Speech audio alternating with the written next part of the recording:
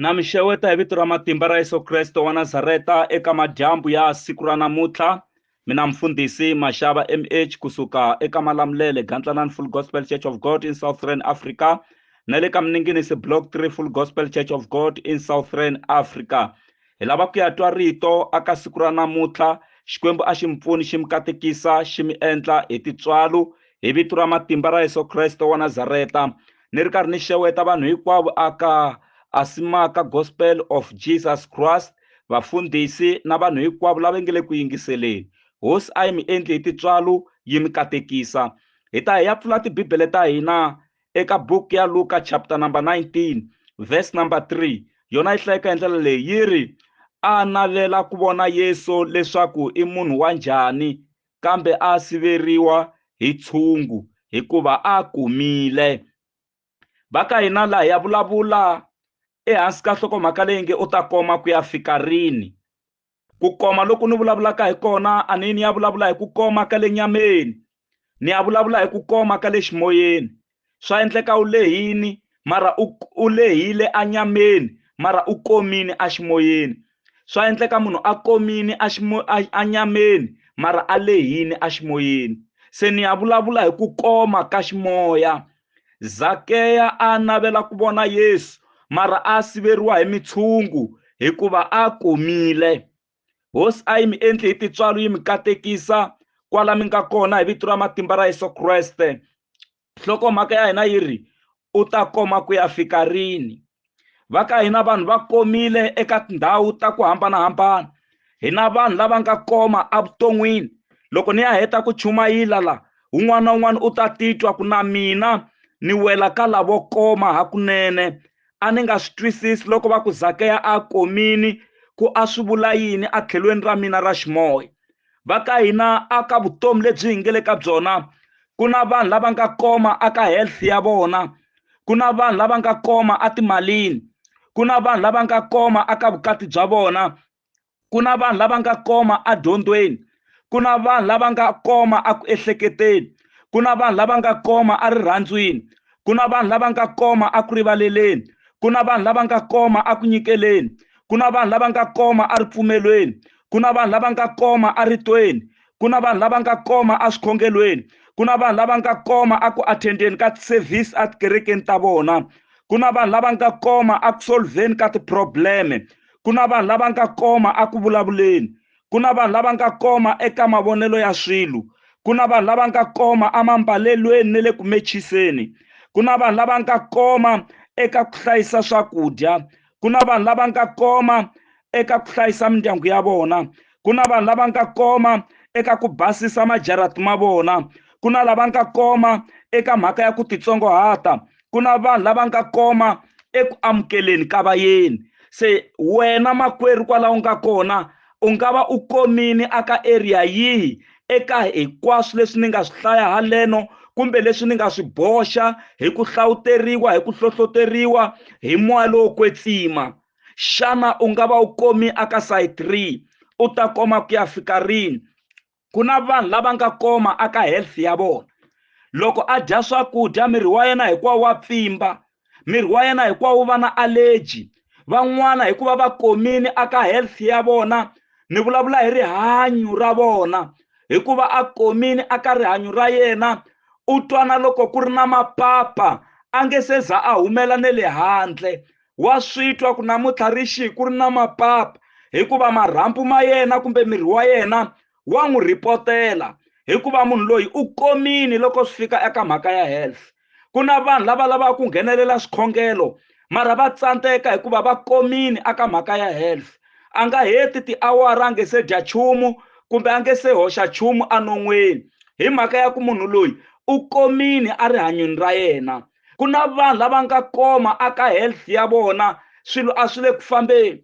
Van'wana lava nga koma aka health ya vona va tshama na mimirhi a swibekanini, va tshama na maphilisi a swibekanini, va tshama na tinayiti a swibekanini, ku loko swi tika va tipfuna hi swona, hikuva loko swi fika ka mhaka ya health va komini vanhu lava. Makwerhu wa mina, u nga leha namuntlha u kota ku vona Yesu. Zakeya a gonya sinya a kota ku vona Yesu. Na wena a ximoyeni xikwembu xi nga ku lehisa aka rihanyo ra wena u kota ku hanya malembe lamo tala. Hambiloko dokodela a ku byerile ku u nge heti lembe leri, u ta ri heta loko u lehisiwa hi loyi a nge le henhla. Ku na vanhu lava nga koma a rihanyweni ra vona, kasi ku na vanhu lava nga koma a timalini. Va ka hina loko munhu a komi a timalini wa wu navela movha mara a swi vona ku ni nge swi koti ku wu hakela. Vanhu lava nga koma a timalini wa yi navela yindlu ya kahle mara a swi twa ku swatswa ni tlela ka one room yeleyi hi mhaka ya ku hi leswi ni kotaka swona. Ku na vanhu lava nga koma financially, a hi ku vanhu a va swi lavi ku yisa vana va vona exikolweni, va swi lava ku yisa vana va vona exikolweni mara va komini a timalini. Vanhu lavo tala va ka hina va swi lava ku nghena aka mavhengele lamo durha va xava timpahla leto durha mara a swi endli hi ku va komini a timalini. Ku koma ka vanhu financially ko tala ku endla ku vanhu va nghena eswikweletini. Hi na vanhu lava hanyaka va ri anteni ka swikweleti hi mhaka va nga koma a timalini. Makwerhu wa mina u ta koma ku ya fika rini? U komi aka area yihi wena? Vanhu va komini va ka hina va koma ne le timalini. Swa endleka mu n'wi vona munhu a mbele suti a sasekile mara a timalini a komini. Swa endleka va ka hina mu n'wi vona munhu a ri ku hlekeleleni mara loko swi fika timalini a komini. Hosi a yi mpfuni yi mi katekisa mi twisisa mhaka leyi. Ni la ku loko ni ya heta ku dyondzisa la un'wana na un'wana a twisisa ku ku koma ka Zakeya a ku vulavula swin'wana evuton'wini bya hina ku za ku rikhodiwa ne le Bibeleni. Makwerhu wa mina u ta koma ku ya fika rini? Van'wani va komini aka vukati bya vona. Va ka hina munhu u le vukatini mara u tsandzeka na ku hlayiseka kumbe ku hlayisiwa hi nuna wa yena. Un'wana u tsandzeka ku hlayisa nuna wa yena mara ve le ka vukati lebyi komini, vukati lebyi nga koma. Vanhu va kona va holova ne le dorobeni loko va ka va famba swin'we. Vukati lebyi nga koma, munhu u hleva na nuna wa yena, munhu u hleva na nsati wa yena hi mhaka ya ku ve le ka vukati lebyi nga koma. Vukati bya vanhu vo tala byi komini, hi yona mhaka mi kuma ku na tidivoso ti le henhla hikuva vanhu va nghena evukatini. Ku kumeka ku lowa wa xisati u komini ka mhaka ya marriage na lowa n'wanuna u komini ka mhaka ya marriage. Se ku koma ka vona swi endla ku va nga koti ku vona swe le mahlweni kumbe ku vona ku muti wa vona va nga wu yisisa ku yini emahlweni. Makwerhu wa mina u ta koma ku ya fika rini? Vukati byo tala vanhu va nghena va komini ivi byi fika byi va vukati byo koma byi nga yi helo. Van'wani va komini eka mhaka ya tidyondzo. Ku dyondza a hi ku ya yunivhesiti ntsena, ku dyondza wa dyondza kerekeni na sweswi ni nge le ku chumayeleni u nga dyondza, wa dyondza kwala u kumekaka kona. Mara loko munhu a komini u ta n'wi komba swilo swo tala kumbe ku n'wi kombisa xixin'we nkarhi wo leha mara a nga cinci. U ta n'wi vona hi ku loko u n'wi pfuna a ku na change vuton'wini bya yena. Munhu loyi u komini loko swi fika ka mhaka ya dyondzo. Hi yona mhaka Yesu Kreste loko a dyondzisa a pfa a vutisa vadyondzisiwa va yena a ku xana ma swi twisisa leswi ni mi dyondzisaka swona na? Hi mhaka ya ku a swi tiva ku educationally vanhu vo tala va komini kumbe academically vanhu vo tala va komini. Ku na vanhu lava nga koma. Hi rini Bibele ku yi dyondzisiwa kerekeni ya n'wina mara a ku se cinca nchumu evuton'wini bya n'wina? Un'wana a nge se kota na ku humesa xa vukhume, a nge se kota na ku nyikela, a nge se kota na ku nghenelela migingiriko ya kereke mara u na malembe a ri akerekeni. Why? Munhu loyi u komini loko swi fika aka mhaka ya ku dyondzisiwa. Tsundzukani rito ra Xikwembu ri huhuteriwile, ri pfuna ku dyondzisa ni ku laya ni ku tolovetisa leswo lulama ni ku ololoxa. Se rito ra Xikwembu ri na matimba. Ku laveka munhu loyi a nga ta ku ni la ku leha na hala dyondzweni swi kota ku tshamiseka mara vanhu va komini. Ku na vanhu lava nga koma a ku ehleketeni. Vanhu vo tala va ka hina loko swi fika ka mhaka ya ku ehleketa van'wani va komini. Hi va vonisa ku yini? Hi loyi nsati u le kaya, nuna u tirhela Joni, u posa mali ku foromiwa switina kaya mara hi ku mhani loyi u na miehleketo yo koma a teka mali a ya tlanga makariti. Papa loko va vuya ndhaka 3 months or 6 months va hleketa ku va ta hlanganisiwa hi switina, va kuma ku a ku na xitina xi nga foromiwa. Mali yi dyiwe emuchayineni, mali yi dyiwe emakaritini, mali yi heleli emadayizini, mali yi heleli aka gambling. Swi vula ku munhu loyi u komini loko swi fika aka mhaka ya ku ehleketa. Munhu wa yi rhwala Brazilian ya 5,000 enhlokweni, mara enhlokweni ku ri hava nchumu. 5,000 leyi a ta xava 50 bags a foroma switina a ti makela rumu yo tlela, mara munhu wa ha tlela ka makhelwani hi mhaka ya ku u komini aku ehleketeni, u komini loko swi fika ka mhaka yo hleketa. Brazilian leyi a nga yi rhwala hi nhloko u va a rhwele tisemende ta 50 hi nhloko ya yena, mara a nga ti voni tisemende letiya. Why u nga tshiki swa ti-Brazilian u teka mali liya ya 5,000 u xava tisemente, u xava mazingi, u belela kumbexani u ti xavela mazingi, u ti belelela rumu liya loko ri ku yi makiwini. Loko yi nge se makiwa u ba switina u maka rumu. Mara hi ku hi hanya na vanhu lava nga koma emiehleketweni va tsandzeka ku swi fikelela swa ku fana na sweswo. Van'wani va komini aka mhaka ya rirhandzu, va ka hina vanhu vo tala rirhandzu ka ha ri hava. Atikerekeni, atikweni laha hi fambaka kona a ka ha hlambisaniwi milenge. Leswi Yesu a swi endlela vadyondzisiwa va yena. A tirhela vanhu a va ha swi koti ku tirhela vanhu van'wanyana. Rito ra Xikwembu ri laha u tirhelaka kona tirha as if u tirhela Yesu Kreste. A hi tirheni hi rirhandzu, mara ri kwihi rirhandzu? Vanhu va komini, nuna u dlaya nsati, nsati u dlaya nuna, van'wani va dlaya na vana va vona, van'wani va dlaya na vatswari va vona hi mhaka ya ku rirhandzu ka ha ri hava evanhwini. Hi ku loko swi fika ka mhaka ya rirhandzu vanhu va komini, van'wani va komini aka mhaka ya ku rivalela.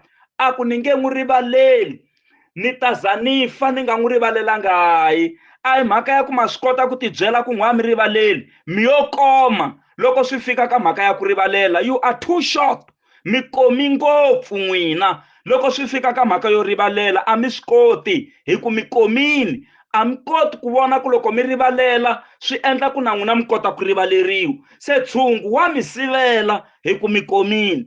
Van'wani va komini a ku nyikeleni, wun'wani wa swi kota ku nyikela 20 rand kumbe 50 rand a tlhela a ti cincela ekerekeni. Mi vhe mi swi vona ku munhu loyi u komile loko swi fika ku nyikeleni. Kasi van'wani va nyikela va ri ku gunguleni, va ri ku vileleni hi lava nga koma loko swi fika aku nyikeleni.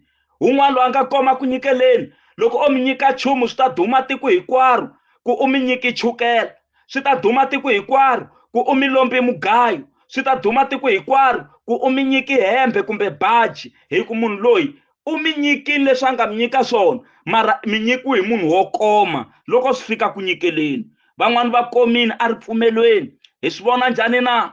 Va katekisa vana kerekeni, mara na vusiku va ngungumela va yisiwa tin'angeni vana valavo. Why? Vanhu lava va komini a ri pfumelweni. Van'wani lava nga koma ri pfumelweni loko va hlangana na swiyimo va tlhelela ndzhaku, loko va hlangana na swiyimo va rila as if a ve se tshama va twa rito ra Xikwembu. I vanhu lava nga koma a ri pfumelweni. Van'wani va koka swilo va ku va biya mimiti, and rito ra Xikwembu eka Psalm 127 verse number 1 yi ri loko muti wu nga rindziwi hi hosi Xikwembu, varindzi va rindzela mahala. Loko yindlu yi nga akiwi hi hosi Xikwembu, vaaki va akela mahala. Se pfumelela Xikwembu xi biya muti wa wena, xi sirhelela muti wa wena, mara vanhu lava nga koma a ri pfumelweni va katsakatsa swilo hi ku vanhu lava komini a ri pfumelweni. Van'wani va komini a ri tweni, hambi mo n'wi nyikanyana bibele muku a wu chumayeli nyana u hi chavelela, a nge swi koti hi ku loko swi fika ritweni u komini.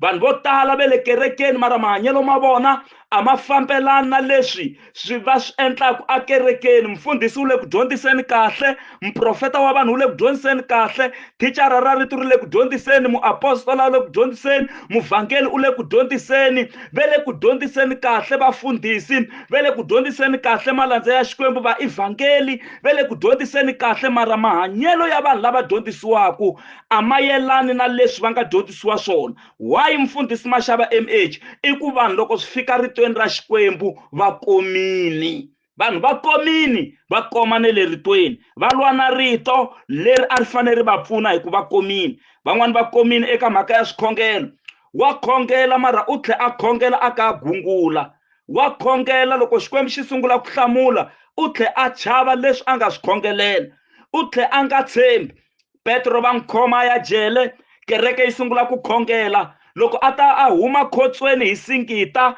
a ta gongonta kerekeni va tlhe va kaneta roda wa nhwana roda a ku i Petro va ku yo tsotsiwa a hi Petro u le khotsweni mara va khongelela ku Petro a huma khotsweni Petro u humi khotsweni mara lava khongelelaku ku Petro a huma khotsweni a va tshembi ku Petro u humini a khotsweni hi leswi vanhu vo tala va endlaka swona hikuva hi hanya na vanhu lava nga koma a swikhongelweni van'wani va komini a ku attendeni ka service mi ta n'wi vona hi sota ntsena ti-service te le xikarhi ka vhiki a mi nga n'wi voni mi nga n'wi holoveli u komini a ku attendeni ka ti-service van'wani va komini loko swi fika ka ku solva ti-probleme hi loyi i hahani va yi solva problem ya boti va nge le ku holoveni na nsati wa vona hahani loko va fika va ku n'wana mhani mi a ni ku u tlharihini why u fostela ku ya mahlweni na n'wansati loyi xikwembu a xi gobangi xi lo haxa laha handle n'wana mhani ku mi tlharihini boti kasi a mi tlharihangi n'wi tshikeni mi ta kuma van'wana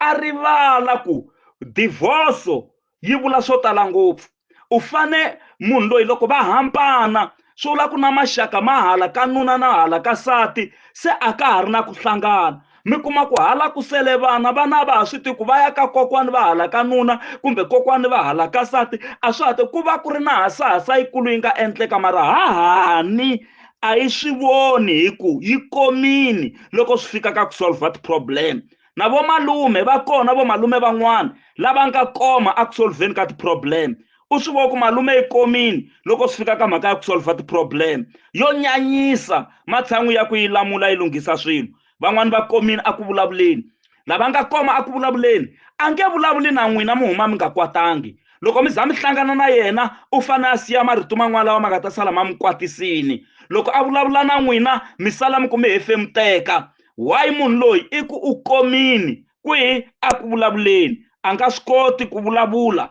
loko o va ta ka mi chavelela kumbe mi loveriwini u ta fika mi byela ku a swi sungule hi n'wina mara swi kahle leswi nga humelela hi kona mi ta kota no tiva maxaka se mi ta kota no pfuxela hi wun'we hi ku leswi a mi nge se feriwa a mi nga pfuxeli na ku pfuxela mara i munhu loyi a ngo u ya a ku chaveleleni se munhu loyi ma n'wi twa ku a ku vulavuleni u komini mi nga rhumeli vanhu lava nga koma a ku vulavuleni va ta mi onhela kereke va ta mi onhela mindyangu ya n'wina va ta mi onhela evuton'wini bya n'wina ku na vanhu lava nga koma a ku vulavuleni kasi ku na lava nga koma a ku voneni ka swilo mavonelo a ma fani hikwalaho ka ku va un'wana a komini loko va kurisa tinanuna va hetelela va holova va holovisiwa hi swilo leswi a swi fanele swi nga va holovisi va holovisiwa hi swilo switsongo hi mhaka ya ku vanhu lava emavonelweni ya swilo va komini va holovela ku kama Colgate ntsena ku yi kamisiwa so un'wana ku yi kamiwa so ku za ku suka nyimpi nuna na nsati va banana hi ku vanhu lava amavonelweni ya swilo va komini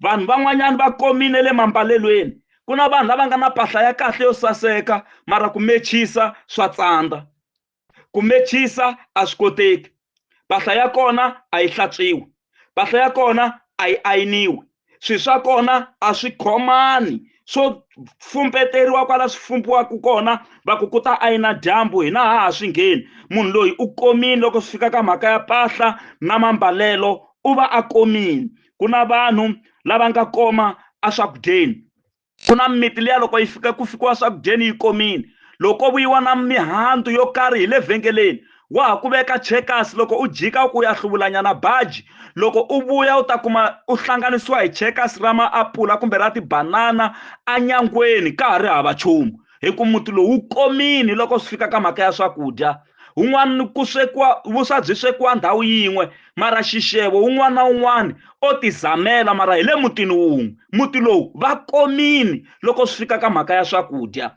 va komini ku na hasahasa swilo swa kona swi vonaka no swi yela kwihi hi mhaka ya ku vanhu lava komini ku na vanhu lava nga koma aku tlineni ka majarati ya vona na tiyindlu ta vona.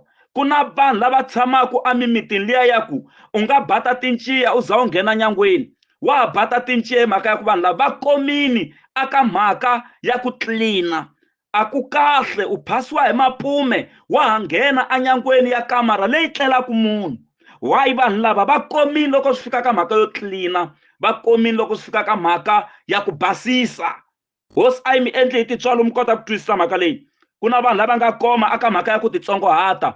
Vanhu a va swi koti ku titsongohata, vanhu va na makatla, vanhu va na pride, laha a va fanele va titsongohata va pfuneka, va endla switetasi va hlupheka ku ri ku a va fanele va nga hlupheki.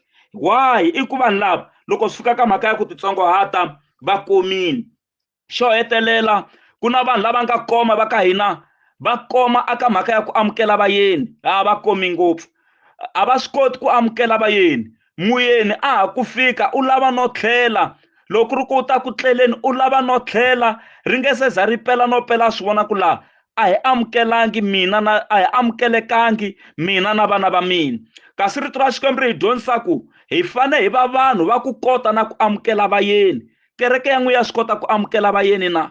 Muti wa n'wina wa swi kota ku amukela vayeni na? N'wina hi n'wexe ma swi kota ku amukela vayeni na? Loko ku ri ku swa tsandza swi tiveni ku mi komini aka area yeleyo. Hosi a yi mpfuni yi mi katekisa mi kota ku va mi leha mi suka aku komeni. Mi nga rivali vanhu vo tala va komini aka health ya vona, van'wani va koma timalini, van'wani va koma ka mhaka ya vukati, van'wani va koma ka mhaka ya dyondzo, van'wani va koma ka mhaka ya ku hleketa, van'wani va koma ka mhaka ya rirhandzu, van'wani va koma aka mhaka ya ku rivalela, van'wani va komini a ku nyikeleni, van'wani va komini a ripfumelweni, van'wani va komini a ritweni, van'wani va komini a swikhongelweni, van'wani va komini a ku attendeni ka ti-service, van'wani va komini a ku solveni ka ti-problem, van'wani va komini a ku vulavuleni, van'wani va komini aka mavonelo ya swilo, van'wani va komini aka mambalelo, van'wani va komini eka ku hlayisa swakudya, van'wani va komini eku basiseni ka majarati ya vona na tiyindlu ta vona, van'wani va komini ka mhaka ya ku titsongohata, van'wani va koma aka mhaka ya ku amukela vayeni. Hosi a yi mpfuni yi mi katekisa. Xana makwerhu u ta koma ku ya fika rini? Pfumelela Yesu a ku pfuna. Zakeya a navela ku vona Yesu leswaku i munhu wa njhani, kambe a siveriwa hi tshungu hikuva a komile. Katekani hi vito ra Yesu, a hi khongeleni. Xikwembu na khongela hi vito ra Yesu Kreste, pfuna vamakwerhu lava tweke rito leri eka siku ra namuntlha, lava ngo ni la ku leha aka area yo karhi, ni khumbekini loko mfundhisi Mashava MH va ri karhi va chumayela va ku na ku koma, ni lava ku leha, vutomi bya mina na vukreste bya mina byi cinca hi vito ra matimba ra Yesu. Va pfuni Xikwembu xa matimba kwala va nga kona, u horisana lava va nga koma erihanyweni ra vona hi matimba ya malokwetsima va hola. Anointing a yi teki ndhawu, ha Yesu Kreste wa Nazareta, amen. Katekani a mi ri na mfundhisi Mashava MH. God bless you.